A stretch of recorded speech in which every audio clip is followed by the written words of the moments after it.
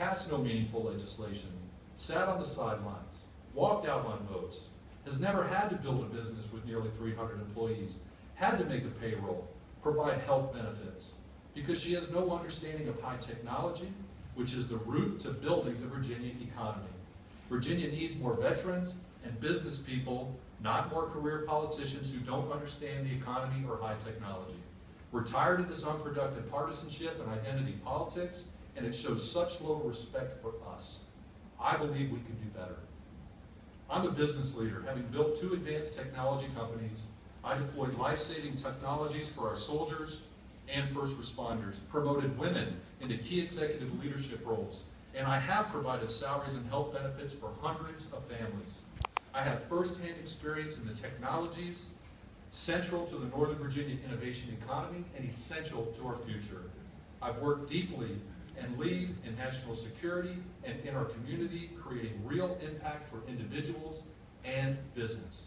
I have the best background and experience, and I have the best goals.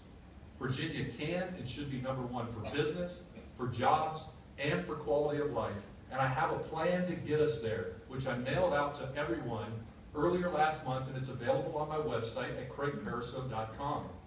We need a delegate in Richmond with the experience and capacity to act on these important goals. As a member of the majority, I have the ability to get things done, not as a partisan, but on the merits of the proposed solutions to our most urgent problems. I know we can do better. This is why I am asking for your vote. Thank you.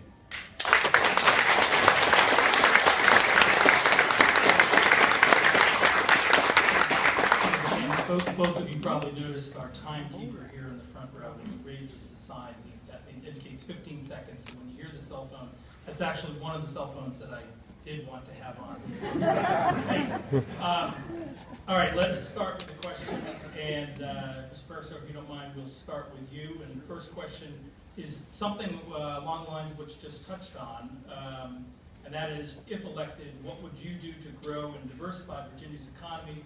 In particular, what would you do to help the economy of Northern Virginia and your district? You talked about your economic plan. I'm sure the audience would like to hear some details about that. Certainly, yeah. So my business experience, having to make some of those executive level decisions, really provides, I think, an understanding that is much needed in our public policy arena, because we pass public policy without really understanding the impact on business quite often. And so when we talk about growing and diversifying our economy, it's about what can we do to improve our business climate so we can grow and we can help new businesses coming here as well as those companies that are already here. And we need to take a 21st century view towards taxes, towards regulations, towards infrastructure, which includes transportation and energy, and workforce planning and development, which includes our education system. And so I quite often said, I'm not very comfortable with just sort of throwing out platitudes. And so I've gotten the question quite often, says, well, Craig, how are you actually going to do it? So after talking to thousands upon thousands of people, talking to numerous organizations, doing my own research, my own study, that's why I put together a plan. Because we have to set priorities. Because one thing that business taught me is that if you don't know where you're going, anywhere is good enough. And so you know what I'm going to go work on when I go to Richmond, and there's bills behind every one of those 7 points that are in the plan, and there are things that we need to start working on right now because we need to address these problems today. Thank you very much.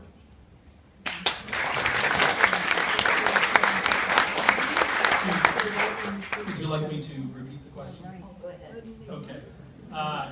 If elected, what would you do to grow and diversify Virginia's economy? In particular, what would you do to help the economy in Northern Virginia and your district? And again, if you can provide specifics, that would be helpful.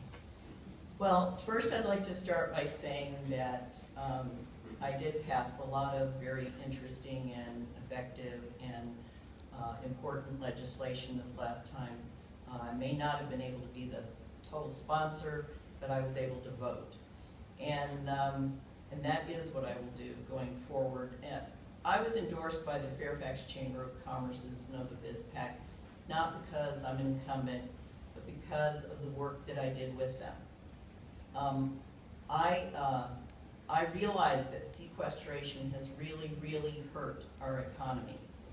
And what we have really been doing is looking at diversification and innovation.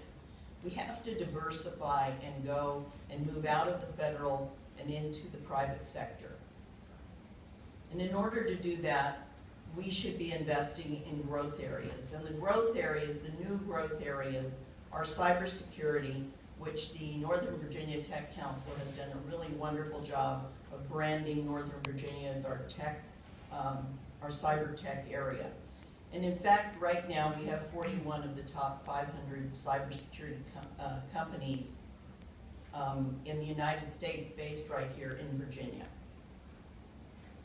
We also need to invest in information technologies, which you see kind of growing through incubators like the one at George Mason University and the one called 1776, which you should get to know more about because it's going to make a big impact on this area. Also in renewable energies, and this year we passed a bill to establish a solar energy authority, and then also in healthcare, which we also see growing because of what's going on in Inova Fairfax, where they're creating this translational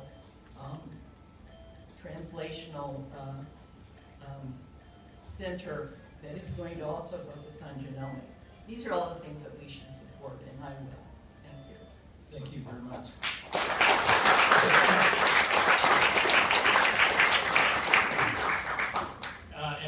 For the next question, we'll start with you, Ms. Murphy. And to the audience, a number of these questions are going to sound similar to questions that I asked Senator Favola. The reason is because they're in the state legislature and they deal with a lot of the same issues.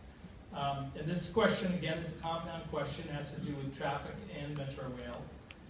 As I mentioned with Senator Favola, the legislature passed a bill that allocated approximately $300 million annually to help Northern Virginia for transportation. And that was a couple of years ago. However, roads in Northern Virginia are still clogged with traffic, and people are becoming increasingly wary about relying on Metro, either due to safety or service concerns. So if you're re-elected, what would you do to address traffic congestion in Northern Virginia? And do you think the Commonwealth should do more than what it's doing now to support Metro Rail system? Oh, I do. Really, it's kind of universally known that for years and years and years we've underfunded transportation. It's really unconscionable. In 2013, really the 2013-14 session, they passed the 2313, which was a transformative bill, and it has us widening Route 7. It provided funding for Metro. I talk to parents at the doors day after day, and they're telling me that they're really concerned about not being able to get home in time for to pick their kids up before their daycare closes. We really have to focus on moving people. We have to focus on you know, relieving congestion first of all.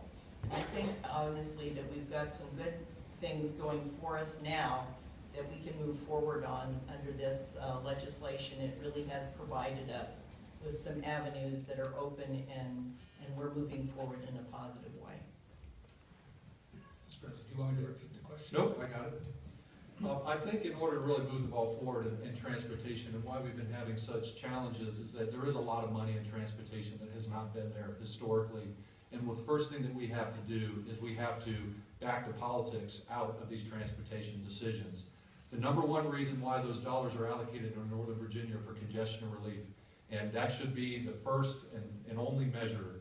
And then secondly, we need to be focusing on regional solutions that have certainly a pretty extreme impact on the 34th district, but we're in a regional economy and we all transcend these lines.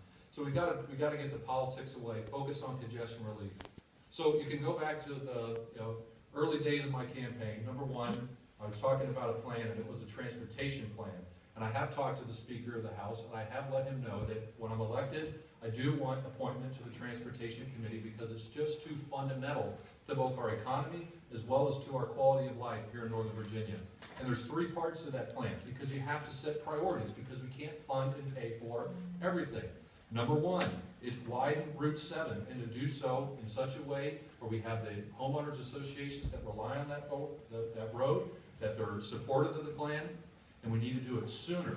Right now, current plans don't have that project kicking off until 2019 and completing until 2024 or 2025 in a substantive way. We have to put in that capacity now. We do need to keep metro development on track. We have to pursue multimodal transportation solutions. And the fact that we do have such a high-quality metro system, unfortunately, we're running into some troubles now, but I don't think it's anything that we can't work our way through. And then finally, we absolutely have to fight tolls. And I guess you could say I was talking about fighting tolls before fighting tolls was cool, because we were talking about the